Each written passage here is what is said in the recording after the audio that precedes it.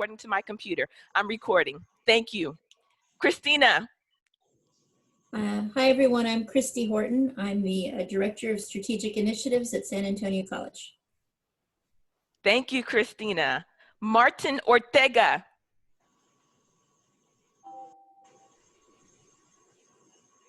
Hi, everybody. Good morning. My name is Martin Ortega. I serve as the college registrar at San Antonio College. Thank you. Miss Blackwood. Hi, I'm Jothny Blackwood. I'm the Vice President for Academic Success at San Antonio College. And also Dr. Lisa Corder, the Vice President of Student Success, wanted me to send her greetings and apology. She can't be here. She's actually meeting with my brother's keeper for the city of San Antonio right now. Thank you. Maria Rogers. Hi, I'm Maria Rogers. I'm the Interim Director of Advising. All right. Mr. Francisco Solis. Good morning, I'm Frank Solis. I'm Dean of Performance Excellence here at San Antonio College, and I work with Dr. Stella Lovato, Vice President of College Services. Thank you. And a familiar face, Tammy. Hey, this is like a Del Mar family reunion. Tammy McAuliffe, the Director of Veteran Services at SAC. Good to see you. Thank you. You guys too. I was excited. It's like, oh my God, everybody, all of my friends from Del Mar are here. Yes. Cheryl Sanders. Good morning. I'm Cheryl Sanders, Dean of Student Engagement and Retention at Del Mar College. Thank you. My brother from another mother, Fidel. Good morning to you, Leticia. Good morning to everybody. I am Fidel Bim, and I'm the Acting Director for High School Programs here at San Antonio College. Thank you. Tiffany Hernandez. Hey, good morning, everyone. I'm Tiffany Hernandez. I'm the Dean for Students here at San Antonio College. Dion, my sister. Dion Krupa. Hi, everyone. Good morning. I'm Dion Krupa. I am the Director of TRIO Veterans Upward Bound and also an alum of San Antonio College. Yay! Yay! Carlos, my brother. Good morning. I'm Carlos Garanzuay, Manager of Institutional Effectiveness and Assessment at Del Mar College. Thank you. Sobia. Hello, I'm Sobia Khan. I'm the Dean for Academic Success at San Antonio College, and I work with Dr. Blackwood and all my colleagues here. Thank you. Dr. Dale Anderson, my brother and confidant and friend and everything else. Wow, that's the nicest thing anyone's ever said about me. I'm Dale Anderson. I'm the Chair of Communication, Languages, and Reading at Del Mar College. Thank you. EJ, the styling and profiling brother. Well, not so much anymore, Leticia, but I'm EJ Goodrow. I'm the Director of the Veteran Center for Del Mar College. Thank you. Nicole, my NGLA sister. Nicole, you there?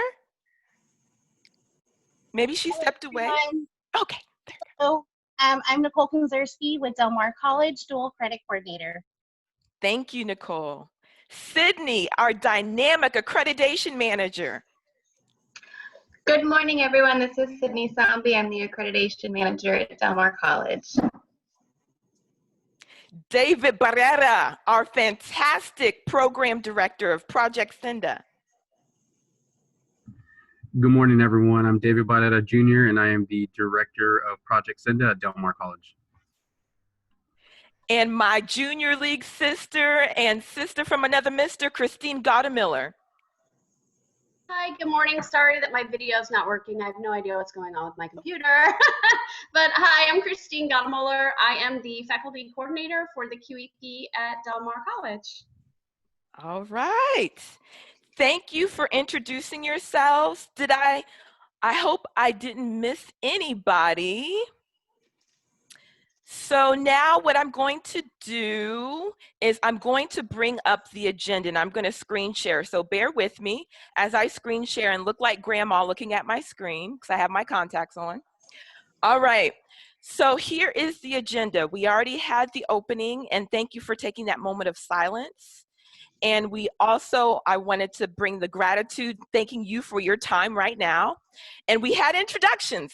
So now let's dive in. This is how the agenda, and the agenda was sent yesterday on how this meeting is going to go. And like I said, we may not be able to get through all topics, but if we don't, please connect in the chat with each other, since we have roles that are really correlated with each other.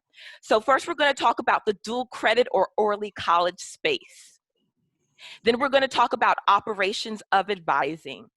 And the operations for advising, those questions came from our QEP, or our quality enhancement plan, because we're right in the midst of our SACs for reaffirmation for accreditation. The next section are my own questions, professional development. So I want to hear your feedback, my Alamo College partners. And then the next group of questions are from our enrollment and retention team. Let me scroll down on the side here. And then the next set of questions are from our dynamic TRIO and Veterans Upward Bound team members. So that's going to be the structure. After every block, we're going to have a pause for a longer conversation, but we really want to get through, at least my intention is to get through 75% of this agenda. So without further ado, I would love for our dual credit at Alamo College, early college, I believe that was Fidel, to speak to the first block. So let's go question by question. The first question, and I'll be your moderator for this morning. Who advises dual credit students? Certainly. So at San Antonio College, we're in a unique situation where we have advisors who are specific to the high school programs. So we have 3 positions where they're split across the 27 schools, growing for next year. We're adding a couple more schools, and they only work with students who are either designated as dual credit, early college, high school, or early admit, meaning students who are in high school who are taking college classes with us, but not through their home high school. Thank you. You're welcome. How do they advise the dual credit students? Do they only stick to the core? Do they allow them to take 18 hours of whatever they want? And how does that approval go with high schools? Well, that part falls on our high school programs office side, where they work with the high schools in terms of getting course agreements and memorandums of understanding approved for the courses that the students will then enroll in for the given academic year. It just depends on what school. Of course, students who are enrolled at early college, high school have more access to the classes than any other school system. So for our Travis Early College High School, they actually earn the Associates of Arts degree, and they'll be taking the 42 core along with the 18 additional hours. At the other schools, it's a range. So we might have some schools, for instance, we have one district where students can take up to 10 plus classes across the 42 core. And then we have other schools where they're very focused and they want their students to focus on a specific course. That's great information, Fidel. Thank you. Yes, ma'am. Let's go into that next question. Who advises the enrolled CTE students? Dual credit staff, or is it that departmental staff? Again, that depends. This is a situation that's unique to our district. We have different sets of students who are enrolled in CTE courses. We have what's known here as Alamo Academies, where students are going after certificates, and those are split across the 5 colleges in the Alamo Colleges district. At San Antonio College, we have students who especially are focused on fire science. So if they're part of the academies, they have an advisor who works with that program and interacts with the students. We'll touch base periodically throughout the semester just to gauge student success and ask if there's any assistance that's needed or any additional communication that needs to come directly from our office to those students. But outside of the academies, we also have students who are part of our programs who take CTE courses. For instance, with our Travis Early College High School, they participate with our business program and they earn a leadership certificate. Some of them do. And we've had students who've gone on to tell us to get into chosen programs at universities, they've had to show completion of that certificate. If they didn't, they'd have to take the classes in order to get entrance to the program. So it does benefit the students. So we can advise the students who are not part of academies who are taking CTE classes, because we have them spread across other schools as well. Thank you. Yes, ma'am. So one of our last questions for the dual credit, and then I definitely want to bring it open to, I know Nicole has burning questions. Who advises homeschool students, and are they limited to a certain number of college credits? Well, our homeschool students are advised by one specific advisor. So we follow the a caseload model. So we have students assigned based on designation or school to particular advisors. So we have one advisor dedicated to all homeschool students. She works by appointments with those students, and they could be where they call in and set an appointment, or they can just ask her if they can come in when she has her open advising sessions. And for them, since House Bill 505 allows students to take up to the 60 hours, they can earn up to an associate's degree if they so choose. It just so happens that most of those students are doing homeschool are professionals, whether it's professional athletes or dancers, what have you. So there are many instances where we encourage them to take as many classes as possible, but because of other activities they have going on, they're limited to the classes they can take. But those are some of our highest performing students. So we try to make sure that they manage their time accordingly and not bite off more than they can chew. Understandable. That's great insight. So now that we finished the dual credit section, are there any questions about specifically early college or dual credit population? Let's open it up. Leticia, I think Bob's waiting too. I think he said he's in the waiting room, if you don't mind letting him in. Oh, thank you. Thank you. Let me go. Let me stop sharing for a moment. Let's see. But while we're waiting for that, Nicole, did you have any questions? I do have a few questions. The first one is, the question is are these true advisors?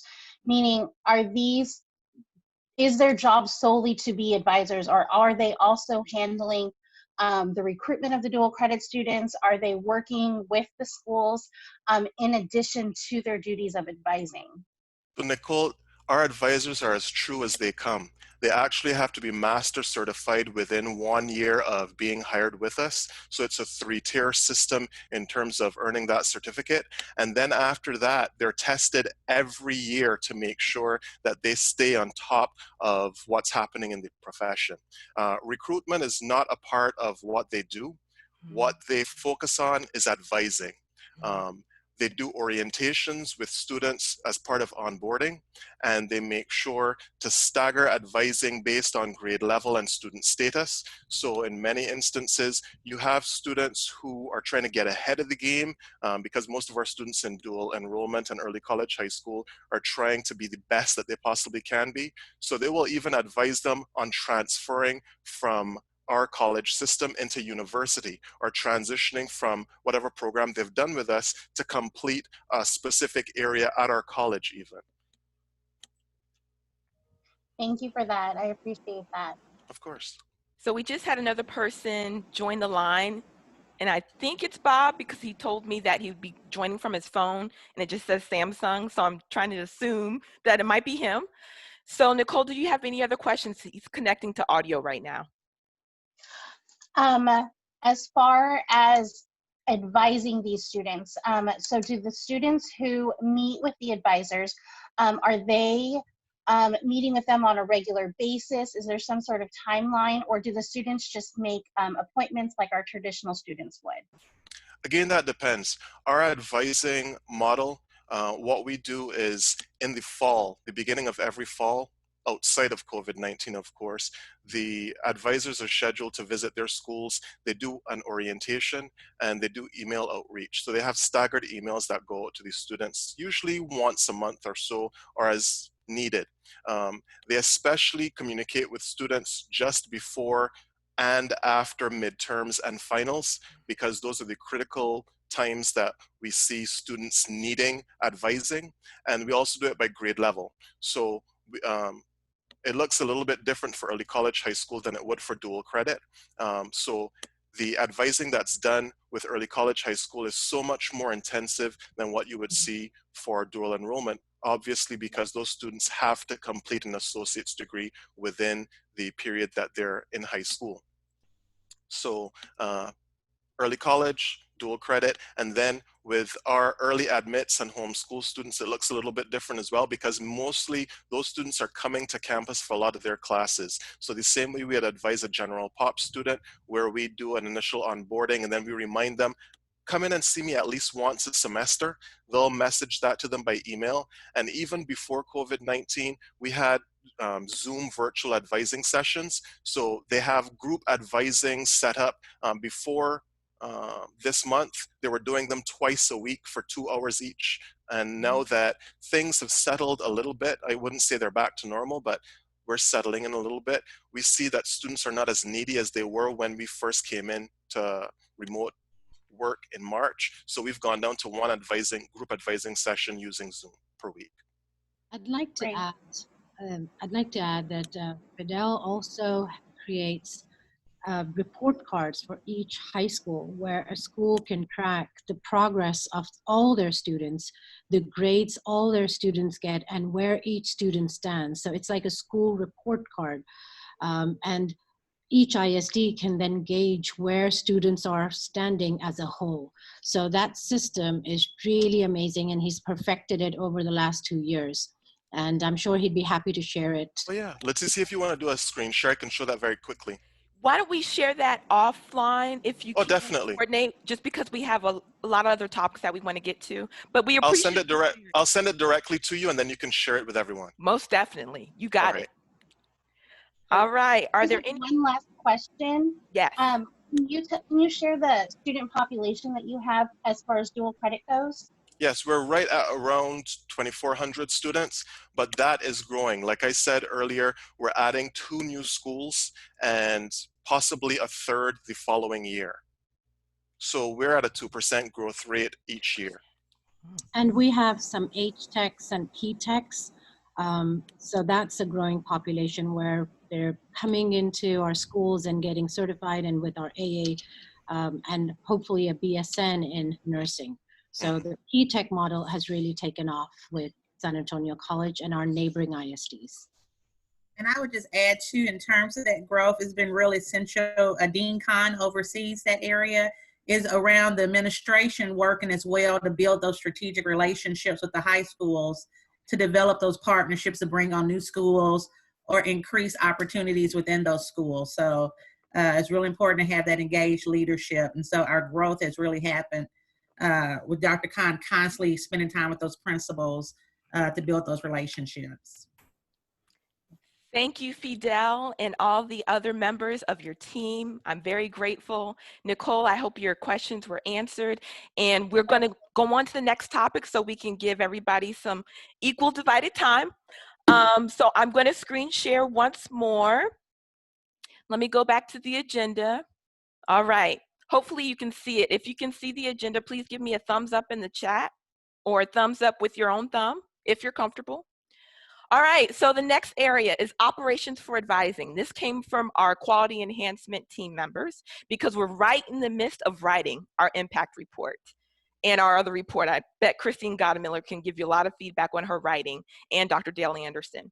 So caseload assignments, can you tell us about that? And I'm not sure who could speak to that. I can speak to that. This is Maria Rogers. Yes. So caseload assignments, there's a lot of detail I can go into, but essentially we assign students based off of their major. And we have 4 main institutes. We have health and biosciences, business and public service, science, technology, engineering, and mathematics, as well as our creative and communication arts. And those are our 4 main institutes.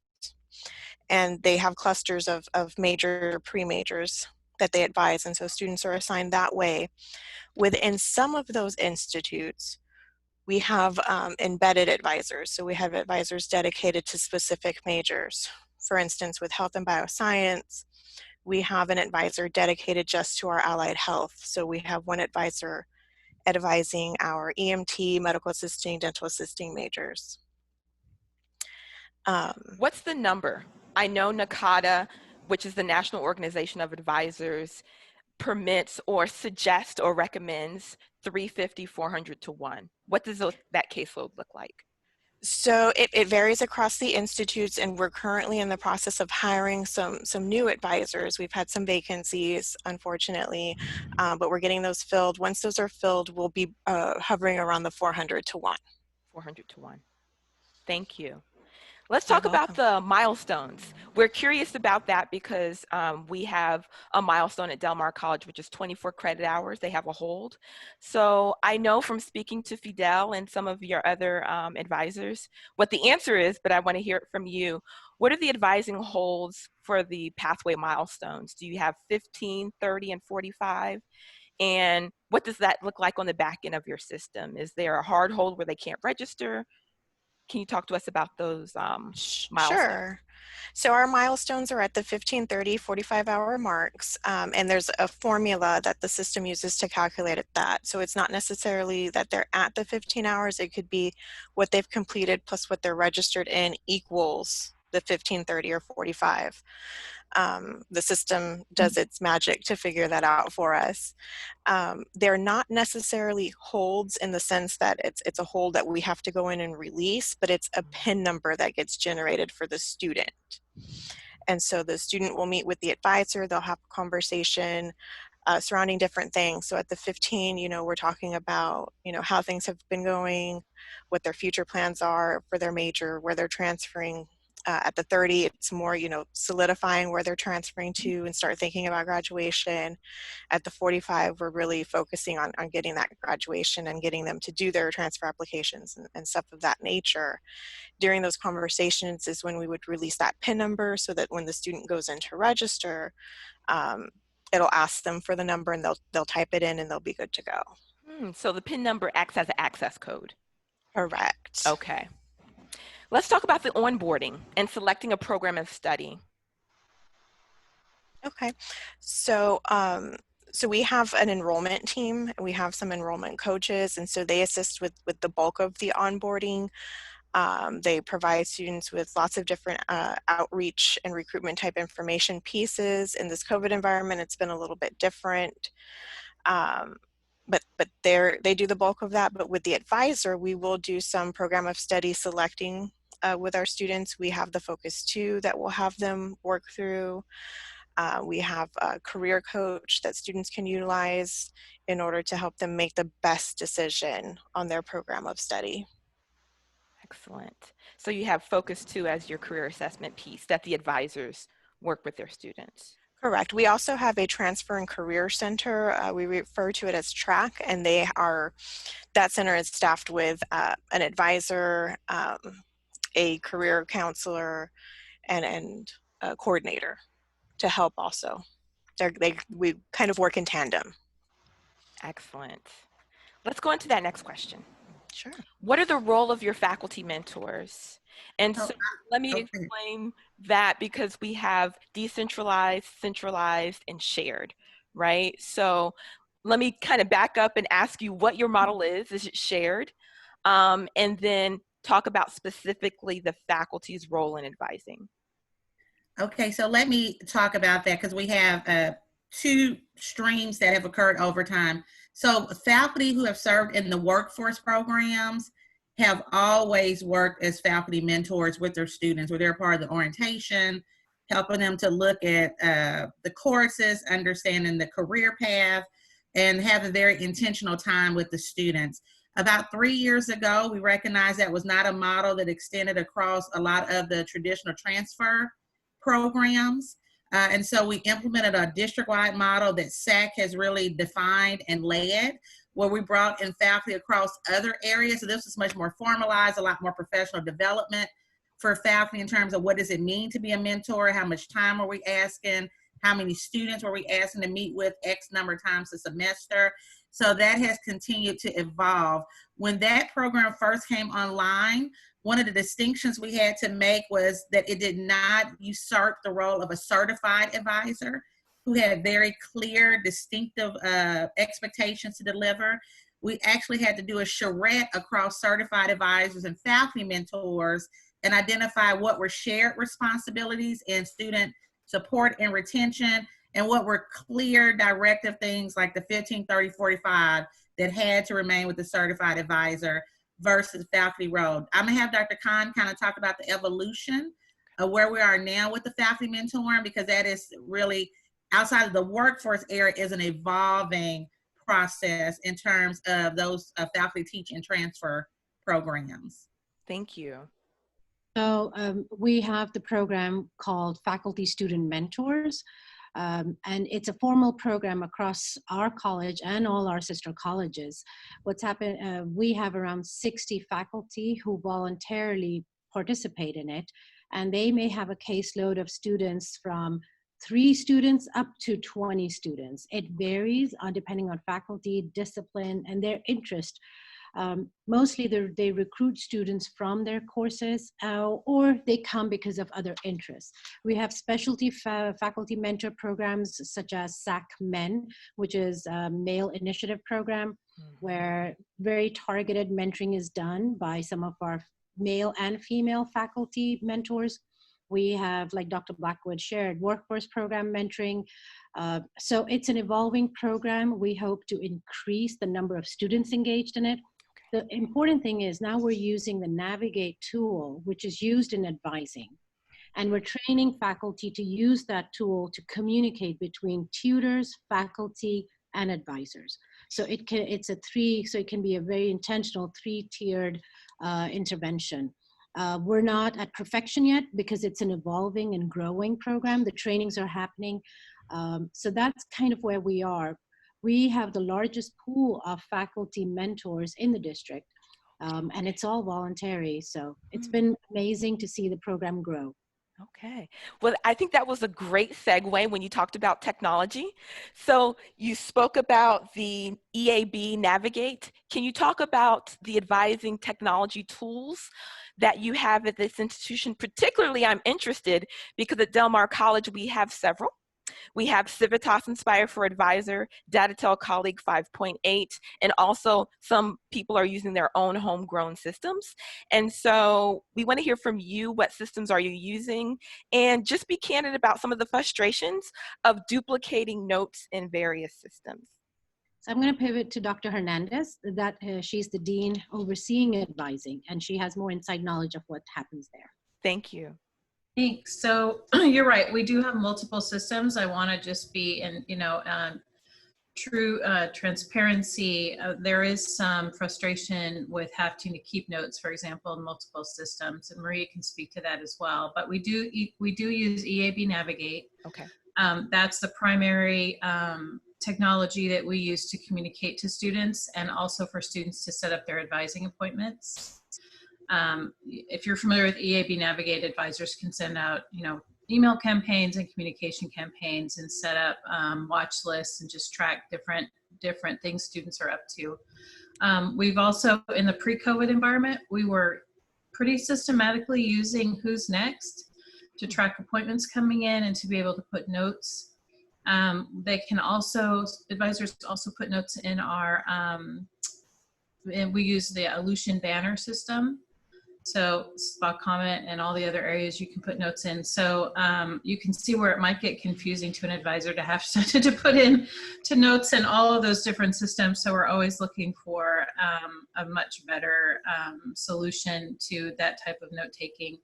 And then in terms of physical technology, we've issued iPads to all of our advisors as well as all of our peer advisors. So federal work study students are hired and assigned one-on-one with each advisor to serve as their assistants to be able to prepare appointments for the advisors so they can get ready for students, spend much more time in a transformational setting rather than the transactional work that has to take place.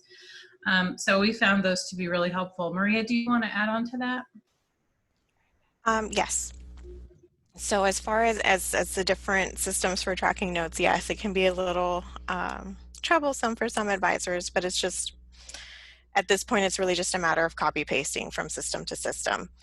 But the value of tracking in each of the system is very much apparent as far as reports go. As far as the physical technology, yes, the iPads, those have been super useful for our advisors because now they're mobile. When we have events in the middle of the courtyard, the iPad goes with them and they're able to extend their functions. So that is a super useful tool. Thank you both for speaking to that. And now I'm going to pause and ask, are there any questions about that area in particular? And I want to focus on Christine and Dr. Anderson and also Dr. Sambi. Any other questions? Leticia? Yes, sir.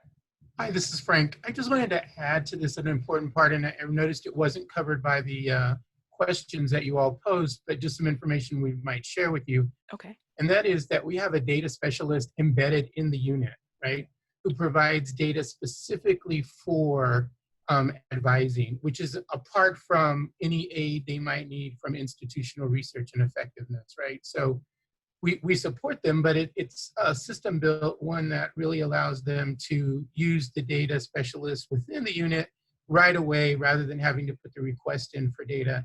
And she works with them on a daily basis all the time. Secondly, she's created a very interesting, you were talking about homegrown tools, right? So she's created kind of a predictive analytics model rather than us going out to buy one. She's created one herself.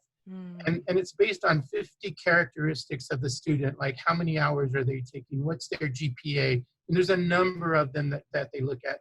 And then what happens is daily they run that report, and from that report, the caseload for each advisor of their 350 to 400 students, automatically it creates a priority list so that, say the advisor is trying to say, you know, I have this going on, but of my caseload, which student should I contact first? And automatically it'll create a priority list. And based on those characters embedded, then it'll generate a report that he or she might use to contact their students. So those are two really interesting things that are coming out of that model. Thank you for that insight and that additional information. I'm going to be selfish in this, and can you provide, I believe it was Tiffany Hernandez or Maria that said that you had a scope of work for faculty mentors, and also Ms. Blackwood, I believe you said that. So would you be able to provide that document to me, what that formalized account for faculty mentors role is? That would be phenomenal. Yeah, I have Dr. Khan because she has really helped redefine that over the last 2 years. So we'll send that to you, the scope and role, what they're doing. Please and thank you. All right, so let me go back to the agenda, and we're going to go to the next area, and this is my area of questions. So, professional development. How do you ensure faculty and staff have completed the most up-to-date information as it relates to advising best practices? So one thing that we do with that I can speak to for staff and advising is we host weekly trainings for advisors every Friday. Okay. And that helps keep them up to date on some of the ever-changing things in the advising world. We also have some district trainings, and so one of those trainings for all of our advisors, they must complete CALE, become Master CALE advisors, and it's a 3-part training. And then district will also host some additional trainings throughout the year, and each year we do a competency, so kind of a quick check on their skills, and those competencies are changed every year based on the number of years the advisor has been an advisor. Can you give the group the acronym for CALE? Oh, I knew you were going to ask me that. Let me. I know it, but I don't think I know it right offhand, other than the green vegetable. But can you give me the acronym for? Yes, it's CAEL, and let me see what it stands for. Council for Adult and Experiential Learning. And that was out of California, correct? That's not a homegrown advising certification. Correct. I believe it's out of California. I know it's not homegrown. Okay. And what about, you said specifically that those 3, the weekly, every Friday meetings, the district training, and the competencies were for staff. What about for your faculty? So that's not something that I have, but I'm sure there is on the faculty mentor side, Dr. Blackwood. So what I would clarify is that the faculty are provided ongoing professional development and even monthly sessions, but it's not so much advising as it is mentoring best practices. Okay. So that's part of our work, is that distinction that true advising is with the certified advisors. We actually have, for the faculty side, a wonderful website that when Dr. Khan sends you that information, we'll send you the link. We have video tutorials. We have monthly sessions. They have scenario workshops where they learn how to even talk to students to mentor them. So there are lots of hands-on as well as online opportunities for faculty to learn. But again, distinction is on mentoring. Dr. Khan, did you want to add anything to that? No, that's exactly it. They're not asked to advise with degree plans unless they're workforce. And if they do advise, it's out of their own experiences. But ultimately, they refer each student to an advisor for specific degree pathway information. And I think the other thing I haven't heard come up that's really key is that physically they have placed the advisors within pods. Well, originally there were pods that were within the pathway areas. So there was a lot more interaction engagement between faculty and the advisor. So there was a lot of cross conversation and learning happening that way. And I think that kind of created more bridges across faculty perceptions with advising. Because of the physical location. Yes. Yeah, Okay. and can I jump in? And I can't overemphasize that enough, that where Maria had mentioned, and Dr. Blackwood was talking about our embedded advisors, physically locating a certified advisor within an academic department so they can partner with the faculty and the department chair in that space, so that students come into that space, that's their home space, they have an advisor there.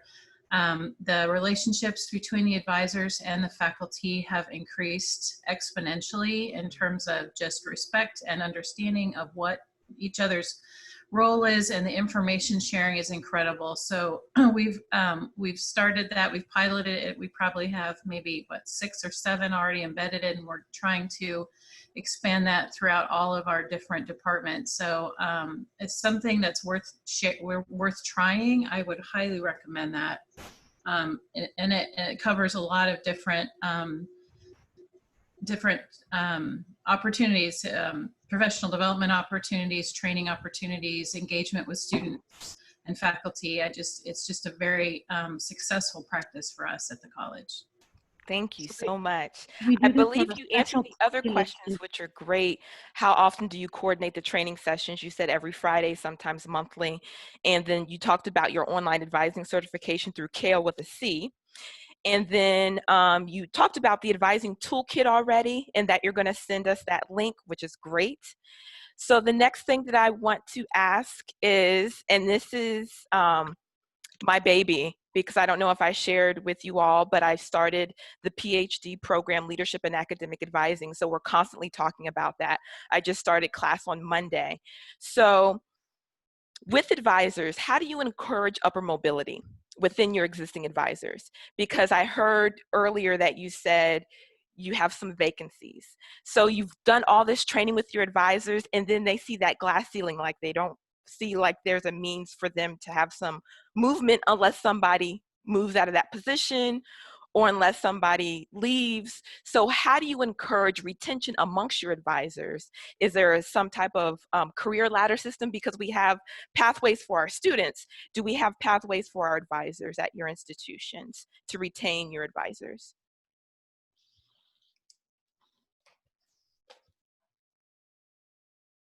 I can speak to that. Yes. So,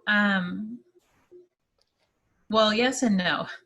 The certified advisor position is unique in that that is sort of an end position in and of itself. At the college, we have 5 team leads. So that is a career, that would be the next step if a certified advisor wanted to stay specifically in the advising field.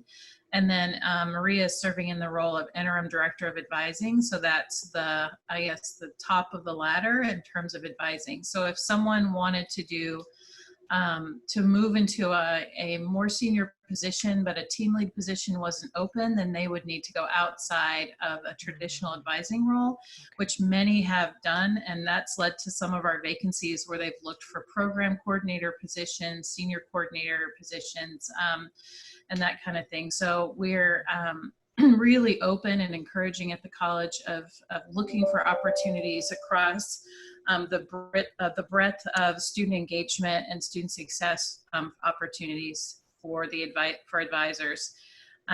But as a I guess a nod to our board of trustees, who is very much engaged and supportive of our advising model. When advisors do their professional development that's required, that Fidel spoke to every year, they also get an additional stipend for doing that work. So when they complete their competencies, they get some additional money at the end of the year when they've completed it. So just to say, to thank you for that additional training, and also as acknowledgement of the hard work that they're doing. So there's some compensation within the model for that work. And then if they want to continue on professionally, then we give them every opportunity, both within advising and then within an expanded area to move around, because we spend so much time investing in our staff and building trust and appreciate them. We don't want them to go to another college. We don't want to lose them. So we're trying to find ways to help them stay. Thank you for that. I wanted to add one additional point. Dr. Khan highlighted this in the chat, and sometimes folks are not looking to move up. It's about getting different experiences. So one great thing that we have at the college is if you have worked with one of our institutes for a while, our academic institutes, and you feel the need to work with a different area or specialized population, opportunities are there. So we have the Empowerment Center, we have Honors Academy, we have Disability Services, Veterans Affairs. All of those areas have certified advisors as well. So there are many individuals who like to work with specialized populations as opposed to folks within a given institute. So that's an option. Okay, the cross collaboration. So we spent a lot of time on that. I want to move on to the enrollment and retention side of the house. Question number 15. Let me scroll down. Do you require orientation for incoming students? The second part of that, if so, what does the advising part of the orientation look like? And how is online orientation handled in this COVID-19 space? The answer to that is yes, we do. We have orientation for all of our first-time in college students. Anyone who who's coming in with fewer than 15 credit hours earned, although anyone is welcome to do that. Pre-COVID, we had an online new student orientation for anyone, for any of our students who are purely online or who just cannot make the physical online session. So now everybody is going through our online new student orientation, and then I'm going to let Maria speak to how we move those students from the orientation over to our virtual advising. It's very, very delicate. And so basically what we do is once they've completed that online orientation, there's a form at the end of it that they fill out. So that they can get routed to one of three of our advising centers. And so the general advising, our Veterans Affairs, or our DSS office. And then each area does it a little bit different, but for the general advising for our 4 institutes, we've created Zoom rooms. And so the students will come in, we'll give a presentation on registration and how to do it. We show them and we walk them through registering for their very first class, which is our Learning Frameworks, freshman orientation type course, so that they get the experience of doing that one course together with us in the group. And then since we're in the COVID environment, we have breakout rooms that have advisors in each of the rooms kind of waiting. So as students struggle or have questions that are, more delicate information than asking in a big group, we put them into one of those breakout rooms to work one-on-one with an advisor to complete the registration or to get through the prerequisite hold or whatever is going on. Okay, that's good. So it's almost like a handoff within the online environment. Correct. Okay. And I would like to just add a little bit of something to that, because we have a specific orientation for our veterans and military students as well. So they follow along the same path that the general pop students that Maria's folks take care of. And then they kind of off ramp on the online version, and it takes them down a different path where they learn more the VA stuff and the military affiliated pieces. After they've completed that, as Maria mentioned, a lot of, some of us do things just a little bit different. So we have, my advising team lead takes and schedules a separate Zoom with all the students that complete the online orientation and gives them a PowerPoint by Zoom. So she meets with them for about an hour after she has taken a look at all their test scores and figured out where they need to be. And then after she does that, we don't have advisors waiting specifically for them, but what we do is immediately schedule them with their assigned advisor, because we do have a team of 7 certified advisors for the VA students. So they then their advisor and get registered for their classes after their specific online for VA people. So that's a little bit different. Specialized orientation after the general orientation. Okay. Thank you. Are you doing group advising virtually? We spoke about that. Number 17, how do you incorporate proactive advising in the online environment, such as emails, phone calls, conference calls? I know you spoke to that in some of your systems that you use. You talked about Navigate, how you're able to extrapolate reports based on persistence. So what are your efforts in this space to do the proactive advising? So for proactive advising, we're doing lots of email outreaches. And so one thing that we've done in this COVID environment is we've started doing just weekly targeted emails of information.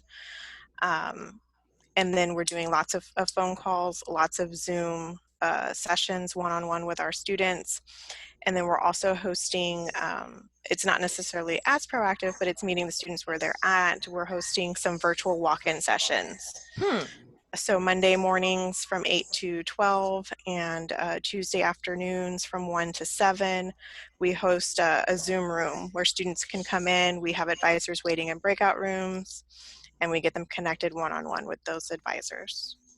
That's great feedback. Let's go on to the next question. Are you waiving any mandatory admission documents in light of COVID? And if so, how? We are. And one of the admissions documents that we're waiving is a high school transcript for students coming in for the fall. As a district-wide, we have went ahead and move the student through our registration or enrollment process without having a transcript on file, and then we will flag all of them and capture that transcript later, because we're just noticing that a lot of the high schools aren't in a position to be able to send those transcripts in the timeliness that we need to get them enrolled in the fall. We're also waiving or moving the holds around for our bacterial meningitis vaccination requirement, since at this point we are 100% remote. So if a student, and then we'll work with those students later who come back to the campus to make sure we've captured that state requirement. Martine, are there any other mandatory admissions requirements that you can think of that we're waiving? I don't know if Martine popped off the call or not. Those are the two that off the top of my head. So the high school transcripts and the bacterial meningitis. Yes. Okay. And then everything else that any other type of physical documentation is all provided to a student through an electronic form. So there is we don't have anyone coming to campus to drop off a form. And so anything that they would need in terms of enrollment and retention, changing a major, changing a primary institution, asking for a change of grade, anything like that is provided in a set of documents that they can go and fill out online and then just submit them that way. Okay, thank you. Let's go into that next question. I believe we are on number 19. What do you do in a situation when other departments are not responding to advising requests in this online environment? Can you ask that if other departments across the college are not responding? Right. Well, I would say we have really good relationships with all of our colleagues across the college. And so usually it just takes a phone call or an email. Just as a reminder, I think we are being very full of grace with each other, because we realize this is a very hard environment to work in. People are exhausted by the COVID environment, and then the larger environment, as you mentioned. Thank you so much this morning about just what we are seeing and experiencing as a community, and the pain and stress that's causing on a lot of our colleagues. So we're just kind and patient and persistent, I think. Is how Kind, we're patient, and responding. persistent. I love that. I love that. All right, so now we are going, Leticia, a part of that too is our Monday meetings, right? Okay. So on Monday, the vice presidents have convened, all three vice presidents have convened different members of their teams, right, to be in this Monday meeting really centered on enrollment. And so there's data in there to support the meeting. Each team usually comes with questions and troubleshooting kind of. And so right there on that Monday meeting, all parties are there. If there's, say, classes need to be opened, or somebody isn't cooperating, or something is happening that needs to be resolved, then it's the Monday meeting. We don't need to wait till later in the week. We don't have to try to get emails to cross to each other. And so those Monday meetings really have been helpful, right, to get everybody on board that enrollment is part of everybody's initiative, right? It's not just an enrollment team that guides enrollment at SAC, right? Everybody plays a part in it. Thank you for that, sir. The next question, I think you already briefly spoke about, are you offering student resources electronically? So I'm going to go to the next one, number 21. Is there a centralized appointment request used campus-wide? Yes, for advising appointments, yes. We use Navigate EAB. It has a scheduling component. All right, that answers that question. Number 22, who advises, let me make sure I understand that question. Is there a certain structure? I'm not sure what that question is asking, so I'm going to skip to the next one. 23, do you offer both in-person and remote? Well, since we're all remote right now, we spoke about that. Number 24, I'm very interested in this. Is there a chat function online for advising, like a live chat that circulates on your website that somebody's on the other end answering question, or is it a robotic type of response? No, there are people on the other end answering questions. We don't necessarily advise through live chat, but we'll kind of triage or help schedule appointments if it's something kind of beyond the scope. Okay. And what is that system that you use for the live chat feature? I have no idea what it's called. Okay. It's actually called live chat, I believe. Is it with your website design, or is it a third-party vendor? Yes, it's a third-party vendor, and then we pay for licenses, and then appears on the front of the website. But we are transitioning as a district to a company called Ocelot. Ocelot. Which is a more AI-driven chat bot. Okay. So right now, this purely manual. If someone pops up with a question, a human being answers it right away. Okay. So that is incredibly time-consuming. And so we have, by transitioning to Ocelot, we'll have some questions answered built in, and then it sort of learns. Supposed to learn from questions, and then we'll always have a human being on the other end, though. So all questions can be answered, and that should probably be up and running, Maria, probably in the next couple weeks, right? Correct. Ocelot. That's really good feedback. I want to jump in here real quick and say the live chat function is also available for our students, faculty, and staff. So, addresses questions coming in from faculty and staff, especially as we went into this remote environment. Everybody needed support. And all the folks working the live chat, the email, and the Zoom. So we have 3 modalities: live chat, email, and Zoom, being watched over by live human beings like Dr. Cox Hernandez shared. And then they're triaged depending on who needs what, and we're redirecting folks to the right departments, to the right folks. So it's not limited to students, it's for students, faculty, and staff. That's great feedback. And just to share, Leticia, how we were able to kind of man that is that we looked at employees whose workload decreased in a remote environment, like say they were the front desk person that greeted and welcomed folks into a division office. Well, obviously that workload went down. So those are the kind of folks that we had each area identify a decrease in how much time, say 20 hours out of the 40 hours they normally work, could be given to those functions. So that's how we were able to man it, from folks whose workload decreased in a remote environment because they were more face-to-face folks at the college. Okay, that's great. Whew. All right. So I'm excited to hear how that Oscillate system, that AI works in, you know, later on in the weeks coming. Number 25, I'm sorry. I hope you're okay.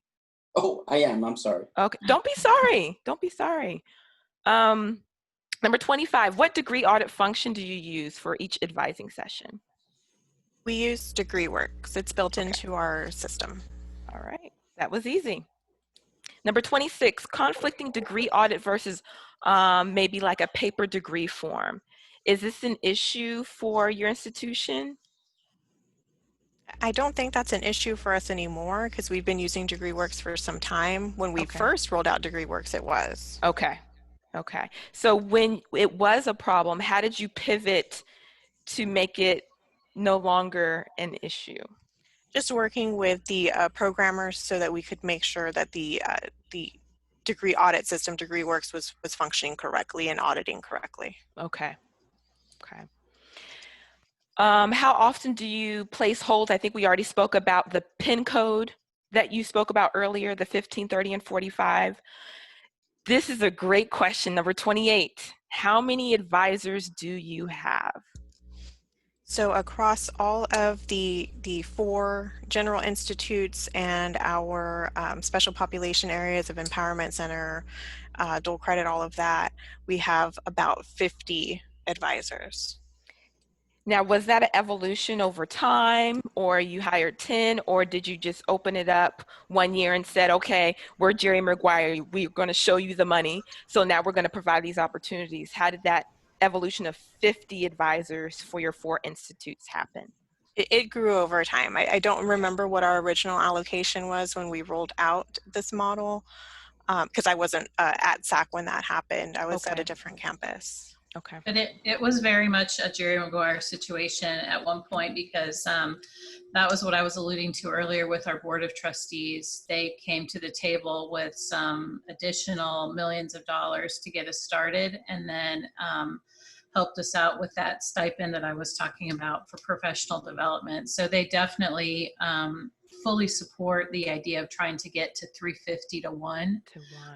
And so we just looked at our fall enrollment and said, how many would we need to get there? And so that's how our college ended up with 50 positions, which we have, Maria's correct, have filled over time. Okay, thank you. Wow. Number 29, does the advisor have the student for the entire time that they're at Alamo? So I know you yes. talked about, okay. It's a yes and a no. For the most part, yes, they're with an advisor, but sometimes our students swirl as far as majors, and so when a major changes, sometimes the advisor will change. Okay, that makes complete sense. Number 30, how do you handle dev ed or developmental education, especially with the co-requisite model? Is the advising separate, or is there one person that's dedicated to developmental education?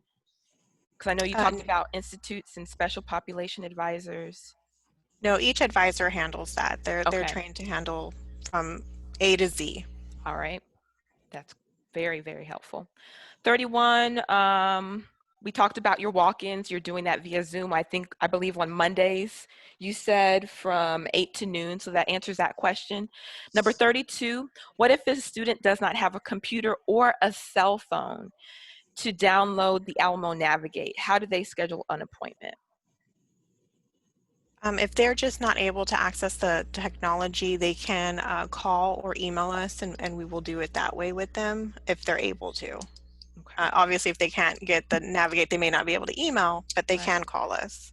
Okay. And we have also we've been handing out laptops to any student who does not have the technology, particularly in this remote environment. So hopefully we get them connected to a computer so that they can engage in this way. But advisors are really flexible. However a student can communicate with you, if you have any type of technology at all, they will engage and advise. Excellent. And, oh, don't forget we have our parking lot hotspot too. For those that don't have any internet or connectivity, they can go park in one of the main parking lots on campus, and it's being the Wi-Fi is being broadcast at a pretty high rate, so they can get online. And we share that same trait about the Wi-Fi parking lot hotspots. So thank you for that feedback. The last question in this section is define your extended hours, weekend hours, or available for advising. Because like you said, we're not working from home, we're working at home. So that's a lot.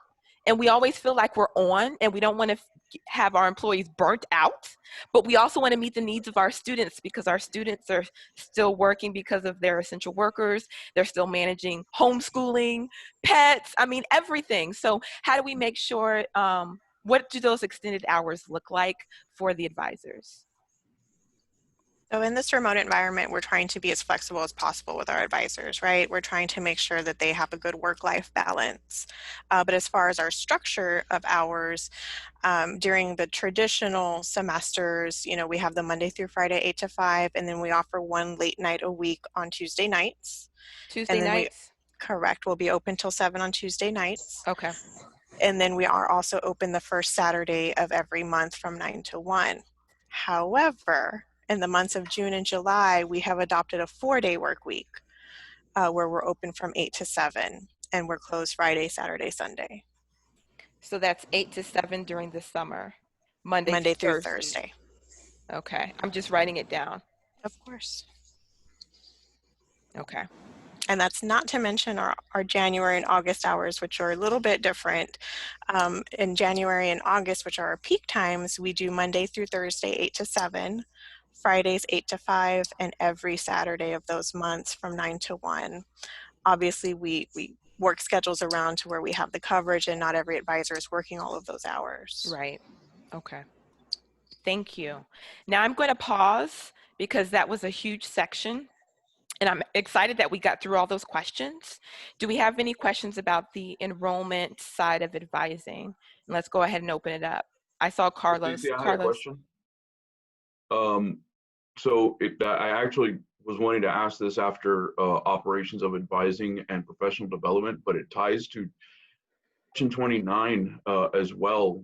So it seems as far as like the previous two sections, operations of advising, professional development, although it, at least in the questions, it asks about staff, what space and capacity is there available for even staff and administration to serve as, if nothing else, maybe mentors, to be qualified as mentors going through the advising training program, especially where in question 29, you know, it's not expected that students would necessarily have the same advisor / mentors from semester to semester.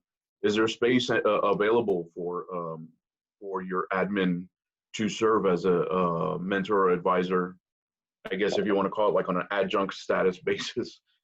But getting them adequately trained to do so if they wanted to help in that capacity. What opportunities are offered or available? I can speak to that a little bit in terms of expanding beyond faculty. We have a staff mentoring program. So anyone who is not a faculty member serving as a faculty member can volunteer to serve as a mentor for a student. So anybody at all, anyone who's working at the college in any role at all has an opportunity to do that. And there is that's a pretty new program, and there is some training involved with that, but I can't speak to the details. I can certainly send those to you. Please do. I will. In terms of, but it's different from academic advising. So just like Dr. Blackwood had mentioned, the faculty mentoring is really a mentoring. Okay. This is also very much a mentoring situation. So none of those staff would go through any type of academic advising training at this time. Okay. But the academic advisors do pretty much stay with students throughout their entire career. That's why we're case managing so intentionally, so that unless you change majors, you could ostensibly stay with your certified advisor your whole time at the college. Thank you, Tiffany. I think I saw Tammy's hand up. Tammy? Just on the topic of mentoring, we also have our Green Zone mentoring program for faculty and staff that want to get more familiar with military affiliated students and you know, all of those kind of things. So that's a 2-hour training program that we put together that is offered to any faculty and staff that want to be mentors and recognized as mentors for our vets, active service members, and their families. Is that given through Canvas? Is that given in person? What does that 2-hour training look like? Until COVID, it was 2 hours of jam-packed of Tammy didn't shut up for 30 seconds during that whole 2 hours. I have not found the time to actually hold one via Zoom. I certainly could. Okay. It's just a matter of being so busy doing everything else that we haven't to get that off the ground and do it. But it's certainly, you know, it's real simple training. It's a PowerPoint. There's some material I have that I wouldn't be able to give out to everybody in a virtual environment, but certainly something that we could do. Okay. Thank you. That's great. Any other questions? I really want to bring out Dean Dominguez, who joined us. Thank you for being here, Dean. Did you have any questions about the enrollment side of the house? This is our time to ask those questions. No, did you ask those before in the first 30 minutes? Because I'll just go back and I'll review. Yeah, I'm recording the session, so I'll definitely send you that. I think I'm good for now, Leticia. Okay. Thank you. All right, are there any other questions? We are moving right along. I love it, and it's 10:12. All right, so let me go back to sharing. Sharing is caring. So we're at the last section, and that was a good segue, Tammy, into serving our veterans.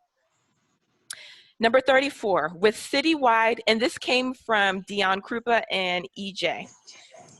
With citywide restrictions on group gatherings, what are the recruitment strategies aside from social media? And this is for our veterans.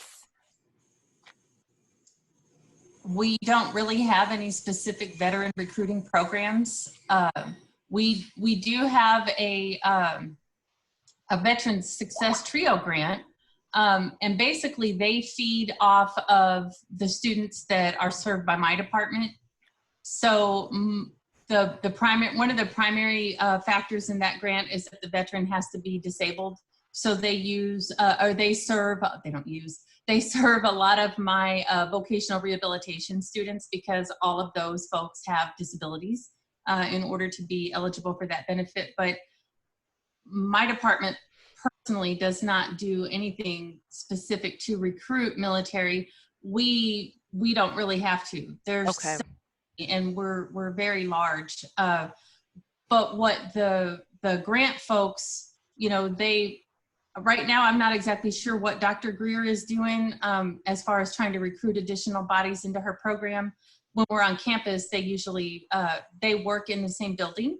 In my background, I'm sitting in the Victory Center right now, virtually. Right. And so if we were on campus, they would meet with the students as they come in and out to meet with our advisors. And then they are also, she has an advisor who acts as their secondary advisor. Okay.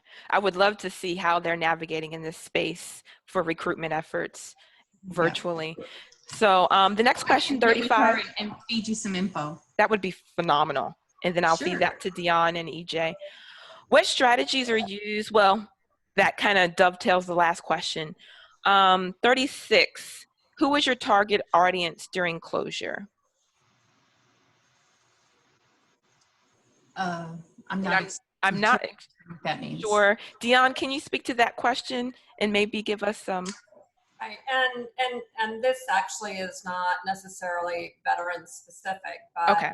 but just in general, because again, I know that and along with question number 34, it isn't necessarily just the veterans, because it's recruitment in general. You know, who are you targeting? You know, you there aren't any community events to go to. Are you focusing just on high school? You know, again, aside from social media, how are you getting community members interested in attending your school when we have so many restrictions? And obviously we are TRIO Veterans Upward Bound is pre-college, and so I'm trying to get ideas on where all do we go. Yes, with veterans, we also target voc rehab, but community events. What are you doing within the community to recruit people to enroll in your college when we're in an online learning environment right now? What are you offering them? I can speak a little bit to that. I sense the frustration in your voice because I've experienced it as well.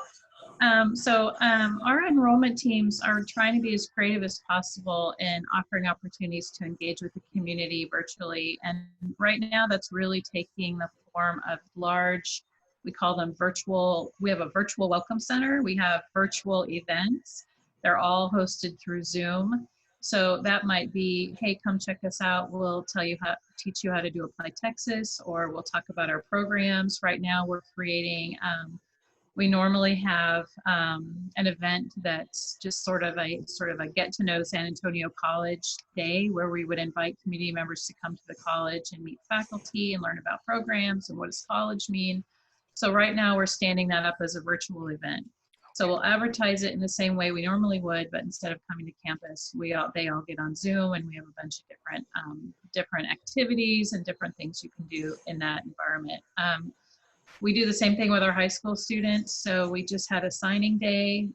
So anyone who has applied to the college and is thinking of coming in the fall, we had a huge event with a DJ, and we did some TikTok challenges, and just, to try and get people, or students of that age level, engaged in what it would mean to come to the college and what the college sort of feels like. Okay.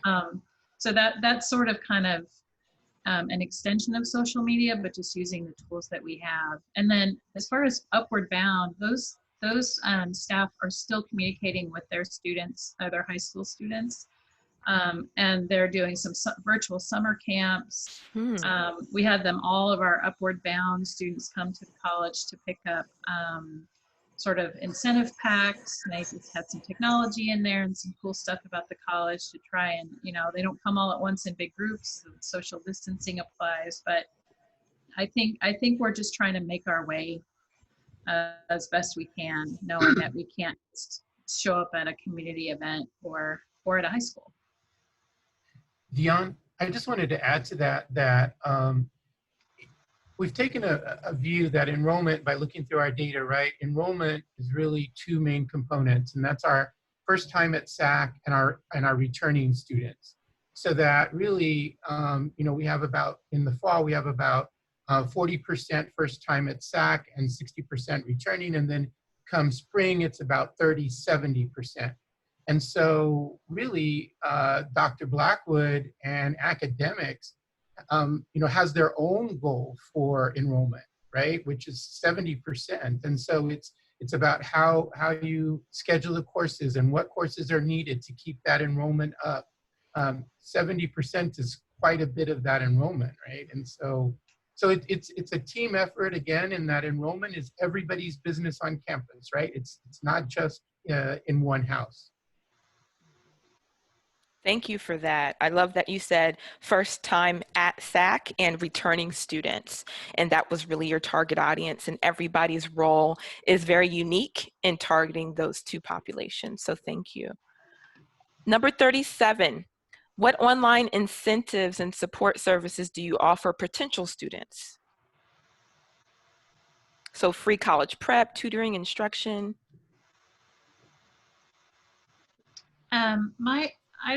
Those are offered, my understanding is, of what I know of, is through Upward Bound. And so they have all of those things, with the exception of instruction, but free college prep and tutoring, to be sure.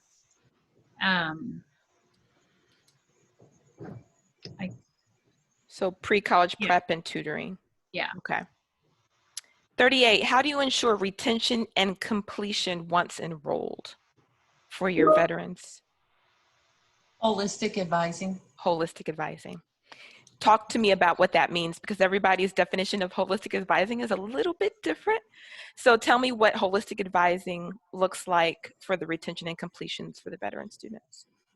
Well, you know, we utilize all the same strategies that any other certified advising institute does on the campus, but for the most part, I mean, it's those 15, 30, and 45-hour touch points. It's the transformational interactions with the students instead of transactional, right? Which is very, very difficult for our advisors because they are also doing the VA benefit paperwork with the students. So my team of advisors do a little bit more than the routine certified advisor in that regard, because they're also advising on all of those benefits and helping students with all that paperwork. And that does kind of make it transactional and hard to be transformational.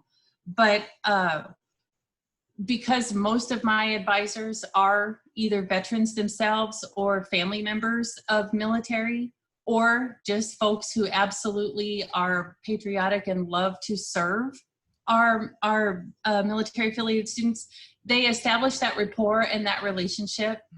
They share that common thread, right? So it's easy to function in that transformational environment and to focus on the whole student, right? A lot of the services that we brought into the Victory Center when it was established, we have the PTSD Foundation that works with us. You know, if we're in the building, they're right there in one of our offices. If we're in the environment, we get a hold of them virtually, and then they step in and take care of those needs for those students. We have Pink Berets, which is a nonprofit for women who suffered with military sexual trauma specifically. We have a relationship with the VA's VITAL, which is the Veterans Integration to Academic Leadership. So I have that social work available to my students. We have our Vet Success on campus. We have a representative that does disability claims full-time for our students. So for us, transformation looks like getting them out of the military into college, right? We have a transition, we call it our Transition and Career Center, because we're transitioning them in, we're helping them get their benefits applied for, all of those pieces. And then we also work with several different universities to help transition them out and employment services as well. So all of those additional services that we're providing to the veteran students within the Victory Center helps with that retention and completion all the way through graduation. That was so comprehensive and dynamic. Thank you. Thank you. Thank you. I learned just now. So let's go to the next question, 39. And we have about 7 minutes left, which I'm very, very happy. Do advisors track students and offer encouragement during semester? You answered that question already with your definition of holistic advising. Number 40, does the program meet an academic or vocational goal to qualify for federal Veterans Education Benefits or FAFSA funding? If before I could jump in real quick, just kind of clarify that. Yes, please, I'm just looking at more the level of involvement or input when new programs are created, or, I mean, this kind of really ties into all three questions, 40, 41, 42, and just overall ensuring that, you know, enrollment schedules are conducive for those receiving VA benefits or, you know, Title IV funding or when departments are restructured, making sure that there is minimal impact on those receiving those sort of assistance. So just looking at the overall level of involvement and really just input. So like, are you talking about creation of new academic programs and that approval process to get those eligible for VA benefits? Yeah, I mean, just what's your level of involvement with that, and also to just overall everything else, just like making sure the enrollment schedules, and as you know, for certified officials, making sure that they have a nice, smooth start and end date. There's no accelerated or interruption of service. That is correct. Yeah, just level of involvement with that. So we try to stay integrated with the whole cross-college team as much as possible. For example, right now there's plans in the works for a RN to BSN program, and so they have called in all the various subject matter experts, people that could possibly have things, input to the creation of that program before, what do we have to do to make sure that we have this BSN program and VA students can use that, and what do we have to do before financial aid, before they can qualify for financial aid and all these things. So we keep in communication with all of the appropriate players on the team. For example, when COVID happened, right, and we had made some adjustments to our schedules, we have to communicate that up to the state approving agency to have our academic calendar change from what we had previously had approved for VA benefits in our catalog, because that's an approval criteria. So just, staying in communication with the key players and making sure that we have our voice heard, so that they know that, this is what we need to do to take care of our students in this regard. Okay, sure. Yeah, no, those last 3 questions were all kind of, when I draft them up, I don't know, may I interpret them wrong, but yeah, that helps me out. Thank you. Okay. So I'm going to stop sharing because now we have concluded the questions, which I'm very happy. It gives us 4 minutes to spare. So I want to take this time and just open it up. Any questions about just the whole agenda or lingering questions as we were discussing? You were like, you know what, I wonder what Alamo College San Antonio location is doing, because I used to be a track coach. So I know in the track, 4 laps around is a mile. And in some instances, we're right there with you. We're at that 3rd lap. But in some cases, you guys have finished lap 4 and we're starting lap 1, right? So we want to learn from each other. So there's a lot of things that you're doing. I'm nodding my head because we're already doing those best practices at Del Mar, and I want you to think that we are just so far behind. We are on point, but the beauty, just like cultural humility, is that we can always get better. So that's why we're having this bigger conversation. So any questions from Del Mar or from our San Antonio folks about what we're doing, because this is knowledge sharing. So for the data analytics, you said that you have an internal data analytics team or people. Is most of the data that you use for that, you mentioned a few data points, is that pulled from the EAB Navigator? Where do you pull your data from to inform those data models? They're pulled from multiple sources. So we can pull from reports that are derived out of our banner system, the Ellucian banner system. But it's also data that's pulled from Navigate, also from Who's Next.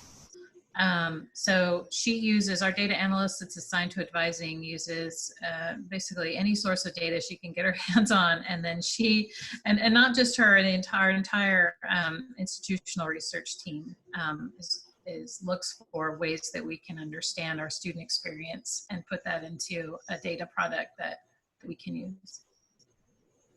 Thank you. Any other questions?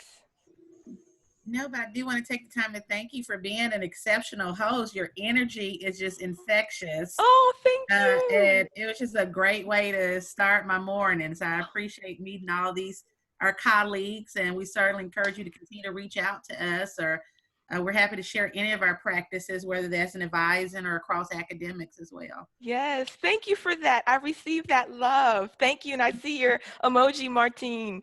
And Dr. Khan, thank you. Hold on. You wrote a blog for self-care for advisors during remote. I did. That got shared throughout our whole college. So, and it was really awesome. And I read that and I'm like, oh, Letitia wrote that. I know. Thank you. Well, I want to end out by saying we have 1 minute left. Fidel, can you help me with this? I'm going to do a shameless plug. I'm chairing with Texan an academic advising conference. We only have, I believe, 10 spots left. We have a 200 limit cap, and it's a one-day conference. We're going to talk about online advising, online orientation, cross collaboration, advisor burnout, advising training, and we're also going to have the coordinating board has given us a grant to host this conference, and our keynote speaker is going to be Mr. Fidel Bim from your institution, and he's going to be speaking about disruptive demographics. And I'm very excited. So please, if you have not signed up, the fee has gone up to $25. It was $10. But jump on board. We would love to have your advisors or your mentors to be a part of the conversation, because we all want to impact our students. And I want to thank you all for being on this call and everything that you do, even outside of COVID-19. I appreciate each and every one of you and what you give to our students and to us in general as colleagues, but as humans. So thank you. Everybody wave goodbye. Thank you. All right. Have a great day. You too, Leticia. Have a great one. Bye-bye.